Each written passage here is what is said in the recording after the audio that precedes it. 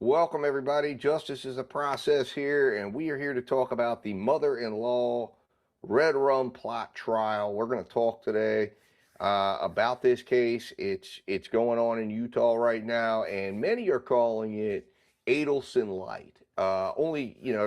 There's some parallels here, and then there's some differences. One of the big differences is the daughter in this case is charged and is actually testifying or has testified against the mom. But right now, mom, the equivalent to Donna Adelson, is on trial right now in Utah. The brother has already been convicted. The daughter took a plea bargain. Uh, they handled it a little different than they did Wendy Adelson. In this case, they charged the daughter, then worked a plea out where she's only going to get up to 15 years in prison, although it's expected she will get a lot less, as already came out on cross-examination. And the idea here is that the mom planned this because of a custody issue. Now, there is the parallel with the Adelson case. The daughter came to Utah. She was allegedly in a bad relationship.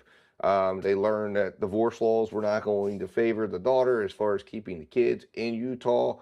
And boom, allegedly they hatched this plan to lure the husband to Utah under the idea that he was picking up his family, and then they blew him away when he walked in the door.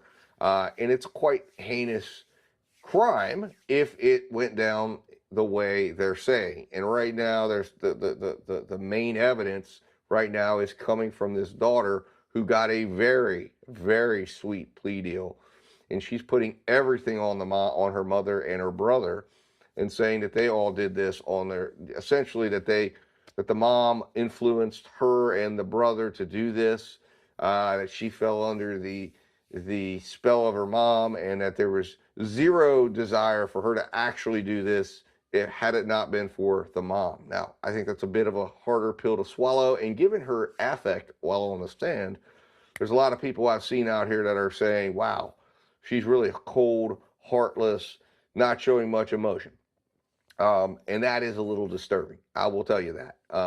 So we're going to take a look a little bit here. We're going to go into the Justice Notebook. And guys, this is a special moment right now because the Justice Notebook for this case is being given away. And I'm doing that because we are about to reach a huge milestone for the channel, 100,000 subscribers. That's right, 100,000 subscribers in a little over 2 years of time. I'm astounded, I'm humbled, and I know my dad is as well. And it's just amazing. And I appreciate every single one of you that has hit the subscribe button, every single one of you that's watched the video. Given that we've had over 30 million views on this channel since its inception, I know that there's obviously quite a few people who have viewed the channel and not chosen to subscribe. Hopefully we change that as we progress. But one of the things I wanted to show you is the value of the Justice Notebook. And we're going to, and I hope some of you have taken the opportunity. It's linked through the lives for this case. Dig deeper. It's on our website. The portal to the notebook is on the website. I also put up a community post. If you go to the community section, you have to scroll down because I put a lot of community posts up. But the best place to go is to the website, and you can click on it and go right in here. And the best part about it is you can chat about the case. All of our case coverage, every time, essentially, we feed every video, every transcript of the trial as we're producing them is going in here. So there's a little lag time between what you're seeing, but we will also update and try to put all the news articles around the world, around the country, about the case, and we will do that and update it. And we also do summaries, video summaries, audio, Justice AI audio podcast that is only available in the notebook. And also we do a daily, essentially slides that help you better understand what you're seeing in the courtroom. All of that produced daily once our content is in. And, continue to check out the notebook as it's going, interact, chat. It'll keep track of things for you. By the time you're getting to a point where the jury's making a decision, we'll have all the information in there, and you can essentially deliberate with Justice AI and say, hey, help me see what's going on. What do you think? We also provide you with a conviction likelihood ratio. We're going to go over that. I'm going to show that to you here. It's really quite a neat tool. So let's, without further ado, let's go in. I'm going to go ahead and pull this up, and we're going to go in and interact with this. So give me a quick moment. Justice Notebook, here we come. I got to find this case. And I have one of these every single case. If you become a member, essentially you get to have access to this. So it's really, I think, a very cool benefit, and it's something that we're providing to our audience because we want you to have, again, a deeper, better experience. And the whole point of this channel, if you're not aware of what it is to provide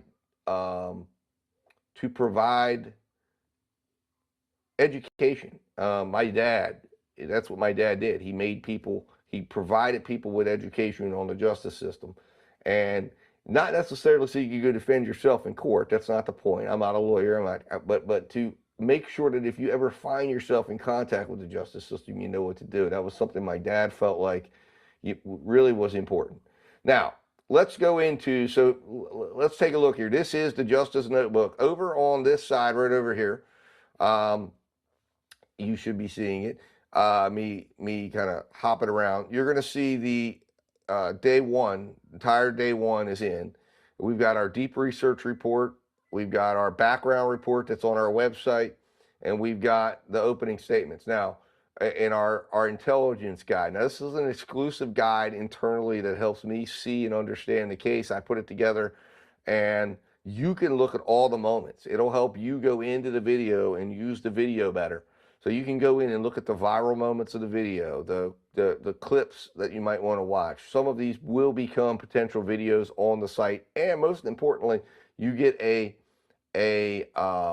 transcript of exactly what happened in that court segment. So this is the opening statement, and sometimes, I know for me, I like to read things as much as I like to watch things. And then you have the chat over here, and we can say something like, you know, what happened during day one of trial. And this is just, to me, extremely helpful. It's helpful for me to be able to go in and interact, especially if I'm trying to keep track, because as you guys know, I cover multiple cases. I might even you can even type in and say, give me the best parts of day one to watch, you know, based on the videos that have been released. And because, again, the trial podcast playlist is what gets fed into this, into here. So day one is in here. You can see it's going to give you the whole thing here. This is the core tension of the case. It set the exact battle lines. The state says a 60-year-old mother orchestrated her son-in-law's red rum. The defense says this is the messiest conspiracy ever seen, and that law enforcement worked backward to fit the evidence into a predetermined narrative.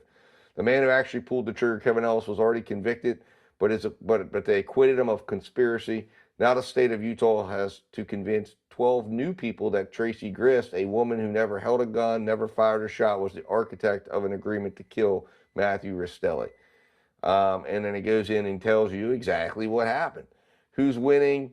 It's a close fight. That's what they're saying. So now, again, if you're like me and you can see all this happening behind me, let me pull it up on the screen. There it is. So here, on this side over here, now this is where you get the special stuff. This is where the special stuff happens. What we're looking at here is first the video background report. So let me show you what this looks like, and we'll pull this up. And this is the neat stuff. This is really the cool stuff that can come up. And here it is. Let's play this here. On July 12, 2024, Matthew Restelli drove over 600 miles from his home in Temecula, California, to American Fork, Utah.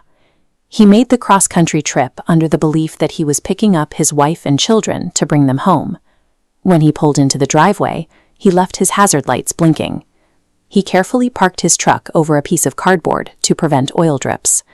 He took off his sandals before stepping inside as an expected guest. Less than 60 seconds after crossing that threshold, he was shot 7 times. 3 of the bullets struck him in the back. When police arrived, they found a pocket knife gripped in Matthew's right hand, a detail intended to support a claim of self-defense. But the staging had a massive flaw. Matthew was left-handed, and his right wrist had already been shattered by a bullet. With the knife found in the non-dominant hand of an expected guest, the state's theory is that the scene didn't reflect a struggle. It reflected a staged crime scene, a trap that failed its first forensic test. The investigation quickly led to arrests within the family. Matthew's wife pleaded guilty to murder and conspiracy, and her brother, who actually pulled the trigger, went to trial and was convicted of the killing. But that trial produced a stunning legal anomaly. The jury found the brother guilty of firing the weapon, but explicitly acquitted him of conspiracy. They decided he committed the murder, but they were not convinced he helped plan it. That leaves one final defendant, Tracey Grist, the 60-year-old mother of both the shooter and the wife. Prosecutors argue she is the true architect who orchestrated the entire ambush. This creates a bizarre paradox for the courtroom. The state has to convince a new jury that a grandmother masterminded a fatal plot, even though a previous jury decided the man holding the gun was never part of a conspiracy to begin with. Under Utah law, the charge of criminal conspiracy requires 2 distinct elements. First, 2 or more people must form a specific agreement to commit a crime. Second, at least one of those people must take a substantial, overt step toward actually carrying it out. To secure a conviction against Grist, the prosecution does not need to prove she ever touched a firearm. They only need to prove she formed that binding agreement and contributed an overt act to the plan. Being physically absent from the trigger does not provide legal immunity. If the digital and physical footprints establish architectural intent, the law treats the planner exactly like the shooter. This animated timeline shows the sequence building the state's case. First, AirTag data tracking Matthew's drive. Next, hostile texts where Grist claims she would strangle her son-in-law. Finally, searches for Donna Adelson, a Florida woman convicted of a murder-for-hire plot. Right alongside the true crime queries, Grist also searched for instructions on how to get an expedited U.S. passport. Then there is the physical overt act. Detectives traced the specific, unusual brand of the pocket knife planted in Matthew's hand directly back to an email inquiry made from Tracey Grist's account. Finally, after the gunfire stopped, 8 full minutes passed before anyone inside the house called 911. Taken individually, these might look like random data points, but the prosecution will present them as a cohesive blueprint for murder, executing the trap phase by phase during that missing 8 minutes. The defense strategy relies on severing the link between emotional frustration and actual criminal intent. They will argue that hyperbolic venting in private text threads and morbid true crime internet searches might look bad in hindsight, but they do not satisfy the legal threshold of an overt criminal act. They will also heavily target the state's star witness, Matthew's wife. Because she has already pleaded guilty and is serving time, she has a massive structural incentive to shift the blame upstream to her mother to secure favor for future parole. Ultimately, the defense will position Grist as a bystander who got swept into the chaotic aftermath of a domestic crisis that her children initiated entirely on their own. Grist is facing what the legal world calls the last defendant problem. When a multi-defendant case is severed and tried sequentially, the final person in line faces a jury pool that has already absorbed headlines about the guilty pleas and convictions of their co-defendants. This logic flowchart illustrates the cognitive bias at play. The jury has to actively block the guilt flowing from the 2 convicted children and evaluate Tracey Grist strictly on her own individual actions. Enforcing the presumption of innocence for the last defendant standing when everyone else has already fallen is one of the most difficult stress tests the American justice system can face. Beyond the complex legal theory, Grist also faces 2 counts of domestic violence. Those charges exist because Matthew's 2 young children were asleep upstairs in the house while the ambush and staging took place below them. The resulting fallout has left 1 man dead, 3 family members in the legal system, and children who lost their entire support structure in a single night. It is a collapse that spans 3 generations.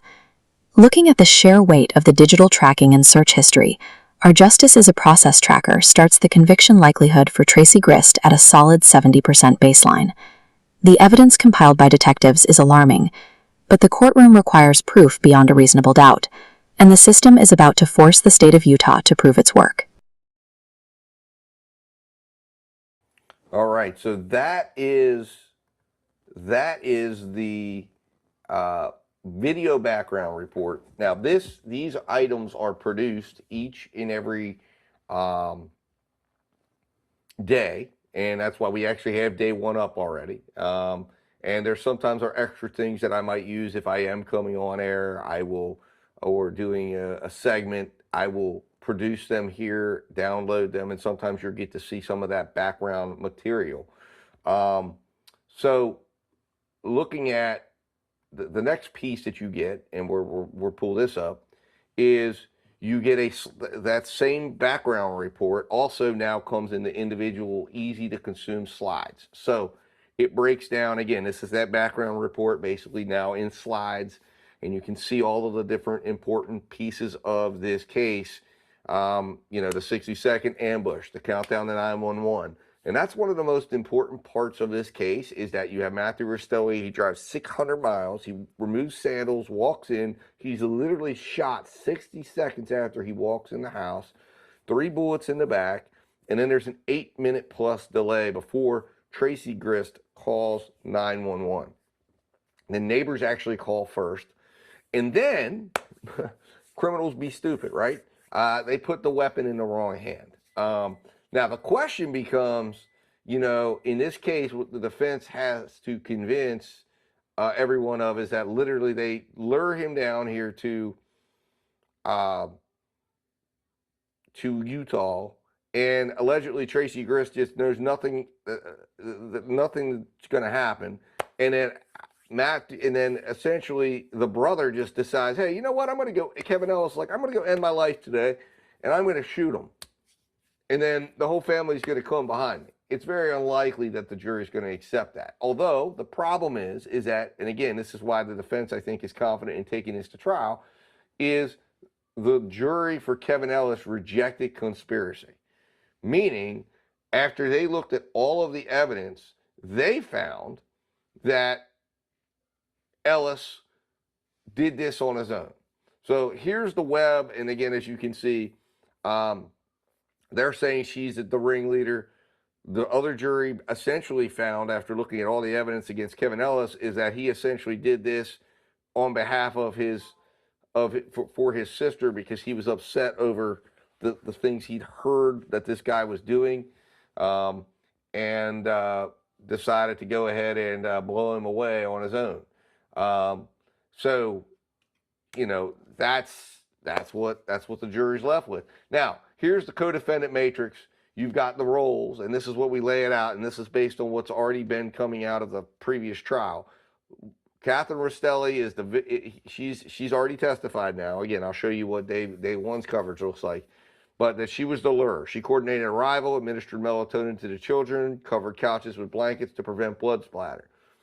Legal status is she pled guilty to conspiracy. She's serving a 1 to 15 and a 5 to life, ordered to have no contact with her children, and all of that's being served concurrently. So meaning she's looking at a maximum of 15 years. So it's not 1 to 15 and then she's got to do 5 to life. She's serving them together, and then essentially she goes before the parole board, and she's going to do at least 5 years, it looks like, because of the 5 to life sentence. And then she's got 1 to 15. She could do up to 15, but the idea is that she'll probably get out around 5 years and be given credit for having testified. She is already testified. At this point, when this was produced, she was expected to testify because this is the background report. Then you have Kevin Ellis. He's the shooter. He fired 7 rounds and allegedly planted the knife. He's convicted he was convicted of the killing, but not of the conspiracy, and he is serving 20 plus years, 15 to life, plus other consecutive terms on top. That essentially is going to mean he's going to do at least 20 years before he's parole eligible. The defense argued he was duped by his mother. He admitted in a jail call, "I warned her and I should have said no." And that was a jail call that was recorded. Now, I don't believe that tape is going to be able to come in against the mom because Kevin Ellis would have to testify, and I don't believe he's going to testify because, again, he asserted a defense of innocence in this and said that he was innocent, and that he claimed, I do believe in his trial, that that he shot in self-defense. The prosecution's theory is basically there's 4 phases. There's the lure, where they feigned reconciliation, they sabotaged rental car options and said that, and essentially led Matthew to believe that he needed to come get his wife. They secured a perimeter, they removed the magnetic screen door, they stashed the kids upstairs on melatonin so they're not going to wake up, covered the furniture with blankets. Execution is an ambush, 60 seconds of entry. Matthew is shot, and then the cover up, where they plant the pocket knife, which is purchased by the defendant of this case, Ms. Grist. They delay calling 911 by 8 minutes. They delete Snapchat and text histories, and then essentially they come in. When they look up, and again, this is why they're calling this the Donna Adelson case light, they actually looked up the Donna Adelson case, searched how to get the passports, looked up all aspects of that case, and showing that at the time that this was going on, they were looking at that as kind of a blueprint for how to get away with this because Donna Adelson had not yet been convicted of that crime when this happened. And then the kill him text. So the evidence, there's the kill him text, I'll just drive 9 hours and strangle him. That came from the daughter. Actually, I guess it was the mom those were texts from mom from the defendant to her daughter. They're saying that shows intent. The defense is saying that's venting. The Adelson searches, the knife purchase, and the 8-minute delay. That is the main evidence against her that this jury is going to consider. It's actually when you look at it, I can understand why the defense is saying, let's put this before a jury. So Catherine Restelli is going to be, these are the key witnesses that you want to watch in this case. You've got Catherine Restelli, the wife, and she's already testified. We're going over, or she's already started testifying. She actually concluded her testimony in day 2, which is not up yet in the notebook. You've got Detective Joseph Norton. He's the lead investigator, and he'll be walking the jury through the left-handed victim and right-handed knife placement into the deleted digital channels. And then you've got the mother of Matthew Restelli, Diane Restelli, who captured recorded phone calls with Grist after this happened. And then you've got Rachel Jorgensen, who's the defendant's daughter, who's the other daughter, basically. And she establishes that she was the recipient of threatening text and established Grist's dominant role in the family hierarchy and open hostility towards the victim. And there's where the whole Donna Adelson parallels come into play here, where she's considered, at least Miss Grist, the one on trial, is considered to be a dominant matriarchal individual who's dominating the family and deciding things and driving what's happening. So we have the core legal tension here is you have a convicted executioner who was convicted without being convicted as part of a conspiracy. And now we have the alleged architect of the conspiracy. And the state of Utah is in a unique scenario. They failed to actually convince a jury of the presence. And this will be an interesting thing, I think, to me, as this case lays. You have the brother who is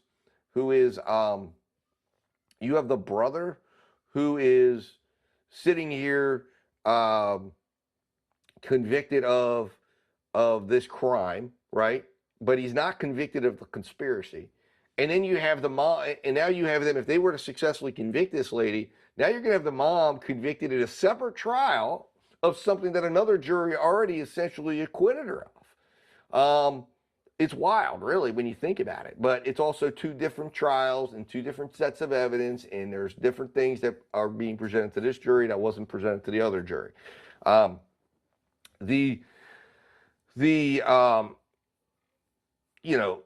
The contradiction of this is like I said, as I already said it, is that the jury acquits him of the conspiracy. The defense asset is that if the state's own prior jury determined the man who pulled the trigger was not a part of a coordinated conspiracy, how can the state prove the murder? And then the burden is, obviously, they've got to prove that she gave the orders, and that that this was done on her orders. Now, and this is the most important part for you if you're using this, and if you're using the things here, and that is the conviction likelihood tracker. And I will tell you, this is pretty accurate, in my opinion, because, and this is based on studies that were done, and this was, that have been done on juries and what juries look at. Believe it or not, in real world, you'd like to think that, 100% is no reasonable doubt, right? Every jury is evaluating this, and that if there was reasonable doubt, that every jury would comply and return a verdict. In fact, if that was the case, we'd probably have a lot more acquittals, because technically speaking, the system is actually designed, if it's working correctly, to be harder to convict than it is to acquit, right? That's the whole premise. When our founding fathers set up our system, they wanted it to be a harder process to convict somebody, because they believe that when the government's coming to take a citizen's rights away and freedom to be a free citizen, that they want to make sure that that standard is the highest in the land, right? But it's not always done that way. So most of the time, most trials, we will start at like 70%, because and the reason why we start that there is because that's the baseline. The national jury conviction rate is every case begins there. They did a study of this, and it starts at 70%. And a lot of that's because regardless of what the jury's being told, when they walk in that courtroom, you've got somebody who's been arrested by the state, who's been potentially in some cases held without bond. You've got the police who are saying this guy did this, the prosecutors who say this guy did this, you've got a grand jury that's indicted, and regardless of what you're told about the law, hey, jurors are biased, right? They're gonna start out with that. Now, the idea for the defense is that you've got to move it below that 70% baseline. And the farther you go below that 70% baseline, the greater likelihood, that you're going to see this jury begin to move towards acquittal. And the farther above 70%, you're going to get there. Now, 85% or stronger, if you're at a conviction likelihood of 85% or stronger, basically, and this is how we will look at this. So the 70% baseline is where we start. Under 70%, prosecution evidence is successfully contextualized as a coincidence. Catherine Restelli's testimony is discredited. That's going to move the likelihood ratio below 70%, right? And that's how we're going to be thinking of this. Now, 85% or higher, we're moving into almost probably more likely there may be some substantive deliberations. There will be substantive deliberations, but ultimately we're going to be saying that it's very likely that you're going to see a conviction here.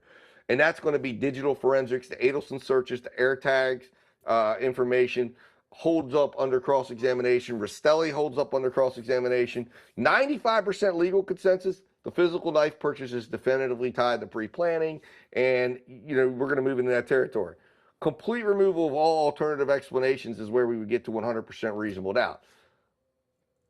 What we've held is most, legal correspondents, people that are legal pundits who are sitting there giving legal intelligence on a case, normally for them to get to a conviction spot, they're going to be at 95% before they would be standing up before their audience saying, I think this guy's going to get convicted. They're going to always be coming out and saying, well, there's this, and there's these things here, and there's some idea here. Was the knife, the knife, there's alternative explanation for this, and there's that. And these are things that, remember, the jurors are the ultimate triers of fact. And that's why you can get to a 70% conviction likelihood, and yet you're going to get a conviction, because the jurors can decide that these things that the defense attorney is going to stand up and say, this is your reasonable doubt. This is your reasonable doubt. There's this issue here. We don't know here. She was given an immunity. And they're going to say, you know what? We're finding that regardless of that, we trust her testimony. And remember, I thought the defense attorney in this case gave an interesting opening statement, because what he talked about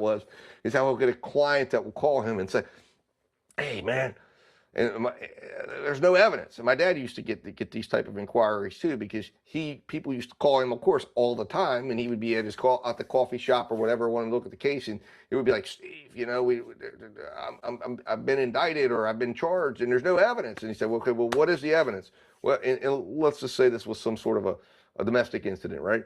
And he said, well, it's just my wife, and he'd have to explain that's evidence, right? That's evidence. It's testimonial evidence. It's not physical evidence, but it's still evidence. And you can proceed with the prosecution on strictly testimonial evidence. If the jury adopts and believes that that testimony is true and believes that their version of events is true. Now, many jurisdictions, there is an idea that you're going to say, hey, look, we want to see corroboration, right? And that's a point that the defense can argue and say, listen, all they have is this individual statement. There's no corroborating evidence. And prosecutors will want corroborating evidence. But in general, testimonial evidence can be used to convict somebody. If they look at it and say, for some reason, there's no way to corroborate this. It's two people's statements. In other words, and one of those would be essays, where the corroborating evidence is that two people are together. And then the only issue at hand is consent. That then becomes testimonial-based evidence. Who do you trust? Do you trust the individual that says that they did not give consent, or do you trust the person that says they did? And then they have to come together, and that's why those are some of the most controversial cases in how they're presented, because what's on trial ultimately is the credibility of those individuals. And when you start saying that you can't challenge the credibility of the individual saying they didn't give consent, it becomes a problem, whether people like it or not, because that is what is on trial. And if you're going to allow evidence to come in of pattern behavior that this individual has a pattern of ignoring consent, but then this individual over here might have a pattern of having similar relations to what's on trial, those things become a problem, right? That becomes a rub, because we've moved into a territory where they say, well, we're shielding from that past history. The jury's not allowed to learn of that, and they keep it out. And again, you've seen these in the high profile cases like the Weinstein, I think it's Weinstein, or the gentleman down there who was the movie producer. And you've seen it in the Danny, what the heck was the guy's name? He was on the That 70s Show, and he got convicted. You see these cases where they kept out the past history. It was Weinstein, Harvey Weinstein. Where you're seeing this information is kept from the jury, but the jury gets to decide. So in those cases where it might look like, hey, this is a difficult case, if the jury decides they trust the witness, that witness is enough to go beyond a reasonable doubt, unless something can be shown that witness shouldn't be trusted. So anyways, this is the conviction likelihood tracker. At the end of every single one of these, we will give you that, and you can also ask Justice AI to give you the conviction likelihood of the case where it stands. So let's see here. The forgotten victims is the last thing. Is the children essentially are the forgotten victims, and that's where we end it with. Now, looking at how day one goes, this is the day one analysis. So we're going to go here, look at day one, and this is essentially the day one review. So this is what you will get. Opening statements, Drew Battleline. State posture to prosecution laid out 6 months, 6-month digital trail. And let me put this up front for you guys, take myself out of the picture. And the defense's posture is law enforcement built the conspiracy theory after the fact to fit a predetermined narrative. Catherine Restelli is called as the first witness.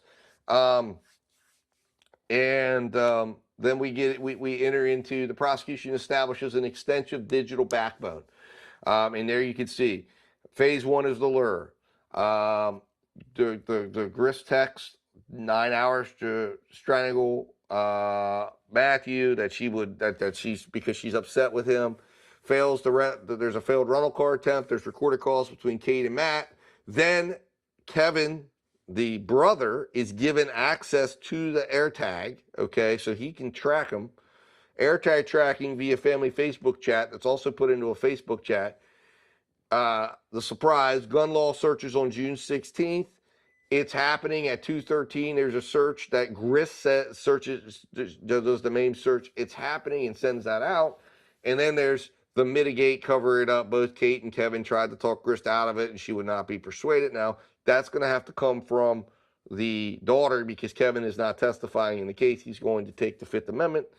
So the defense frames the conspiracy as there was really no alternatives offered besides saying that some of these things could have happened, and that they were doing it. But it's, they're just saying that Kevin Ellis is convicted, that he was convicted of simply killing, not the conspiracy. That this is a moment of craziness where Kevin's jacked up and upset and mad, comes over, and that there's no orchestrated plot, that this is kind of all happening. And again, that is a viable defense that people don't understand. When you're charging somebody as part of a conspiracy, you can actually argue that the conspiracy has to be an agreement among multiple people. Two or more people have to agree, and then there's got to be a furthering act. And that act has to be in furtherance of the conspiracy. And what the defense is throwing into question, and the reason why Kevin Ellis couldn't, is because in this case, it's hard to determine whether or not this was a moment of craziness where everyone's talking and saying all these things, and then Kevin Ellis shows up and does this, and maybe he thought mom wanted him to do it. But if there was never a moment where it was very clear, this is what's happening, come over and do this, and we're orchestrating it this way, then you could argue that there was never an actual codified conspiracy made and never an agreement made, and that's what they're doing in this case. And then there's uncharged family members that did things that were never charged, that are part of this. And again, the defense attorney's argument, this is the messiest conspiracy I've ever seen, because what they're saying is there's no clear conspiracy. There was no clear agreement. And without a clear agreement, you cannot convict somebody of a conspiracy. That's the whole of the defense's arguments. So prosecution, the unresolved pieces here, every piece of evidence previewed in openings must still be admitted and tested under cross. Kate has not testified. The defense strategy remains unknown. So the conviction likelihood tracker is at 70%. The defense is winning. Currently, it's at 70%. And this was that basically the case story position, a battle of structural assets, but basically battling on a single witness, which is Kate. Day 2 horizon, will the digital evidence get a human narrator? And we'll see what happens. And again, that's the idea behind day 2. So that was produced based for the opening statements, it appears. And then let's take a look up here at, let's see, did we get, so for some reason, it looks like, I think when that was produced, we're gonna have to reproduce day 1 because it did not take into account the testimony that had already occurred, partial testimony of Caitlin Restelli. But that is an idea of what you can expect when we're, when we're producing these things. The other thing that you get is in audio. This is for when you're in the car. And if you have the NotebookLM app, you can actually download the app, and if you have the access to it, you can go in and essentially use the link, and it'll pull it up for you. But this is an audio podcast, and it's kind of neat the way they do this, is where we have Justice AI audio anchors, and you can interact and ask questions to the AI. This is where the AI comes alive. And this little hand thing here, you can go in, I'll show you how it works. So let's go into the case background deep dive. We'll start it out, and you click the hand. You don't want to click the play button. And then this allows us to essentially watch how this works. Imagine you are driving 600 miles across the heart landscape of the American Southwest, like from the deserts of Hey there. Want to share your thoughts on this? Yeah, I wanted to just get your idea on what do you think the biggest struggle the prosecution is going to have? That is a great question. Okay, let's unpack this. If we're talking about the emotional impact or the forensic impact. I think you mean which piece of evidence truly breaks the self-defense claim. Right. If you want to talk about what is devastating. What's fascinating here is I think we have to look at the... Yep, go on. No, what I was asking was, what is the single biggest struggle the prosecution is going to have in this case? Thank you for clarifying that, That is an excellent shift in perspective. because that is the real legal challenge here, right? The single biggest hurdle the prosecution faces is the Ellis conspiracy acquittal. Absolutely. The shooter, Kevin Ellis, was convicted of murder. Right. The jury said he killed Matthew Restelli. But that same jury said the state did not prove he conspired with anyone to do it. So we have a Oh, yeah. Let's hear it. But does the jury get to know that he was acquitted of the conspiracy? That is a critical question. And it speaks right to the heart of the legal strategy the defense will use. Here's where it gets really interesting. They are highly likely to know. The acquittal of Kevin Ellis on the conspiracy charge is a matter of public record. And while a previous jury's verdict doesn't legally bind this new jury, different defendant, different evidence, the defense can definitely raise it. The defense attorney, Fasemaker, barely mentioned the acquittal in his opening statement. But we know from the analysis that it is the defense's most powerful structural asset. He conceded that Kevin killed Matt, saying the murder is settled. But he redirected entirely to the conspiracy question for Tracey Grist. And what better way to plant reasonable doubt than by saying the man who pulled the trigger was already acquitted of that specific charge? If the defense frames their case around narrative decided the evidence, then the Ellis acquittal is proof the initial narrative was flawed. So the defense absolutely...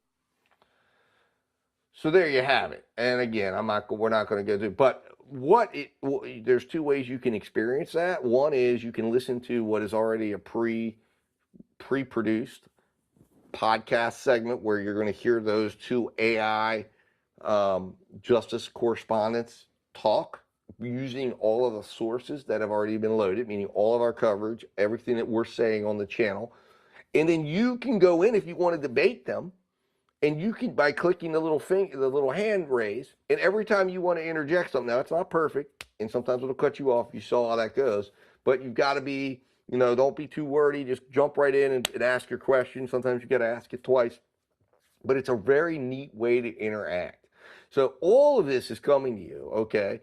All of this is coming to you by being a member, and it's available to every membership level. So at $4.99, you will have access. You can go back to old cases.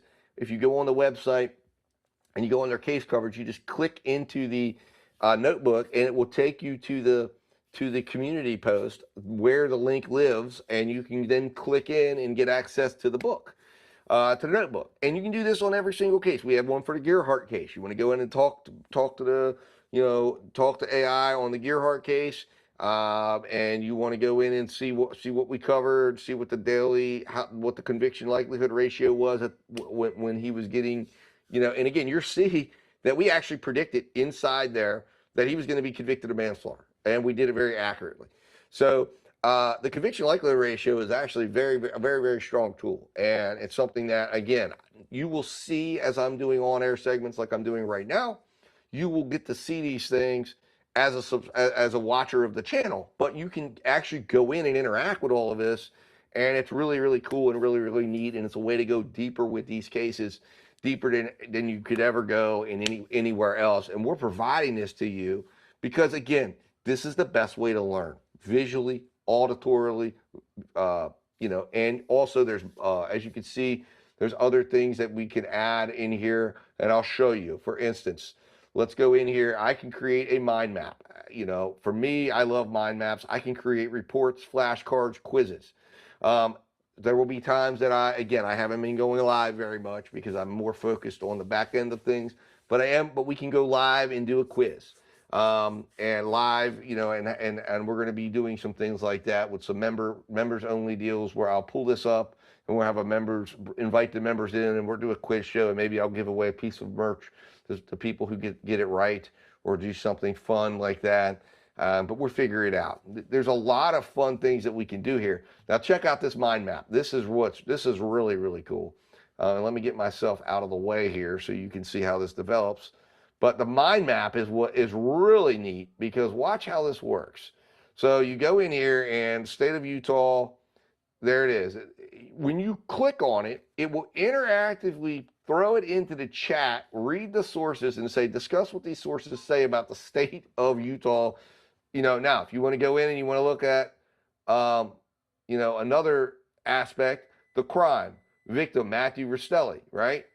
And, if at any point you want to go in, you can add to that. As you can see, it's adding in, each one of these now is its own deal that you can look through, where the AI is answering these questions. So when you click on it, it's going to click in, and now you can see the first thing that we put in, which was discuss what these sources say about. Now, I want you to know, and this is important, because your interactions are not being shown to myself or to anyone.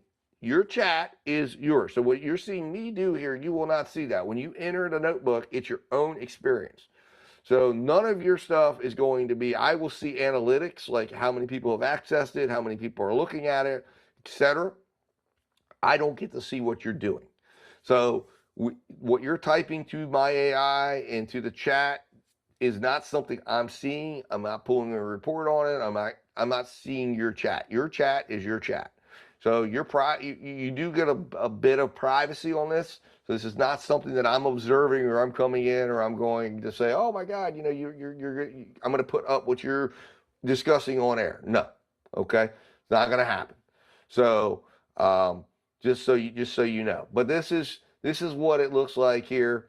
And you can see what we found out. The core tension, the shooter's acquittal. You cannot understand the trial of Tracey Grist without understanding the ghost hanging over this courtroom. Kevin Ellis, the man who actually pulled the trigger, has already been tried. A jury convicted Kevin of red rum, but they acquitted him of criminal conspiracy.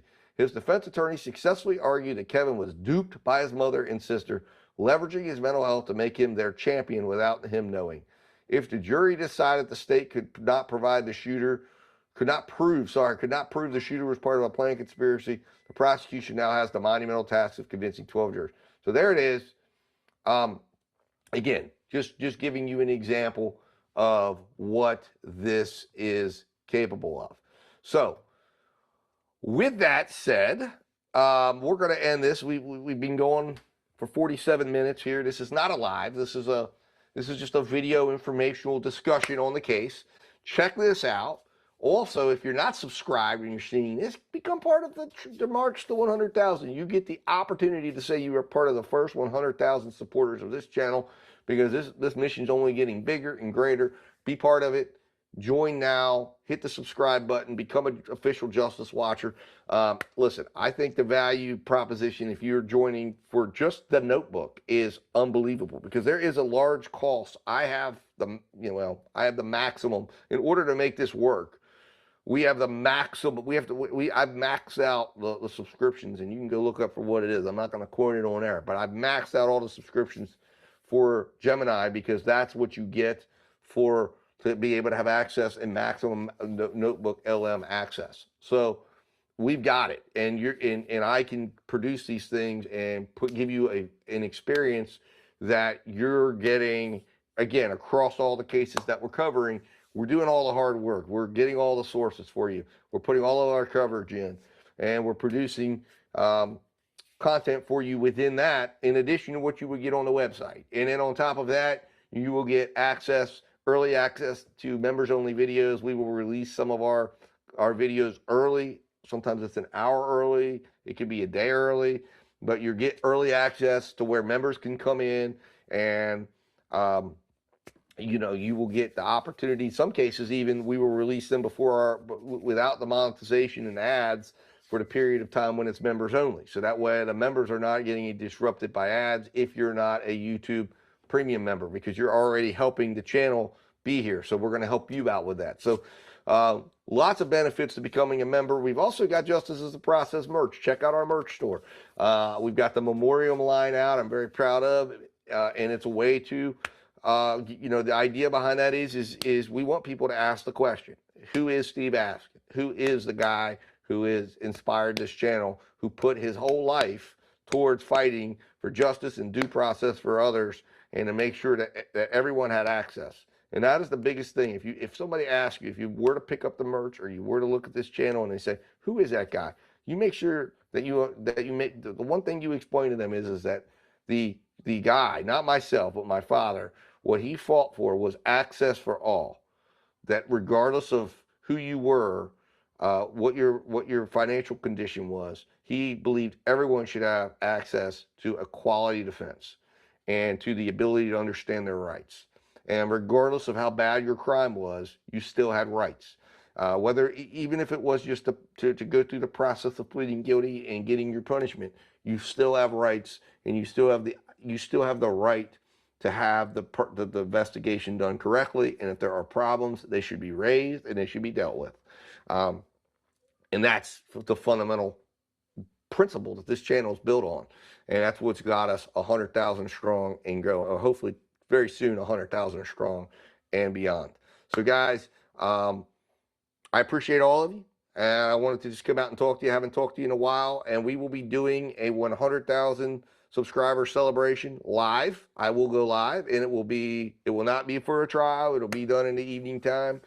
So be on the lookout for it. And it will just be, you guys can come in and ask questions, stop by. I don't know how many people will show up, but however many comes in, I'll be there to answer questions, talk to you guys, just to say thank you. We're talking about the cases that we've covered, the cases that we're covering, and whatever it is you guys want to talk about. And we're doing it. This is about me giving back to you guys and saying, hey, listen, understand who the guy is that's creating all this content and what the backstory is and what the plans are for the channel and all of that stuff. But I'm humbled by the support and by everybody who's hit that subscribe button. I'm humbled by everyone who's become a member and who has helped monetarily support the channel. And, you know, I hope these little things here make it worth it for you and make it give you guys a better understanding of the criminal justice system and help you walk away with a better understanding of the cases that we're covering. With that said, guys, until we talk again, let justice prevail.